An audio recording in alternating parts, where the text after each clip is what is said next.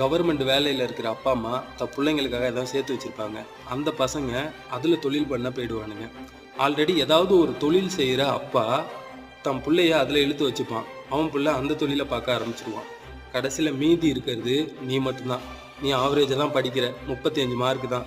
இந்த மார்க்கை வச்சு உன்னால் எதுவும் பண்ண முடியாது. அப்படியே ஒரு இக்கட்டான சூழ்நிலையில் நீ என்ன பண்ண போகிற? உன் தங்கச்சி கல்யாணம் பண்ணி கொடுக்கணும், உனக்குன்னு ஒரு லைஃப்பை உருவாக்கிக்கணும். முதல்ல மழையில் ஒழுவாத வீடை உருவாக்கணும். வேறு வழியே கிடையாது. நேராக மார்க்கெட்டுக்கு போ. வெங்காயம் விற்கிறவனிலேருந்து பூண்டு விற்கிறவன்லேருந்து எல்லாரையும் பாரு. எல்லாரும் ஒரு பிஸ்னஸ் மேக்னெட்டு. 2000 ரூபாய்க்கு பொருள் எடுத்து ஒரு 3500 ரூபாய்க்கு விற்றுட்டு ஜம்முன்னு தன்னோட குடும்பத்தை பார்த்துக்கிட்டு இருப்பான். அவனோட தொழில் எப்போ வேணாலும் வரலாம், எப்போ வேணாலும் போகலாம்.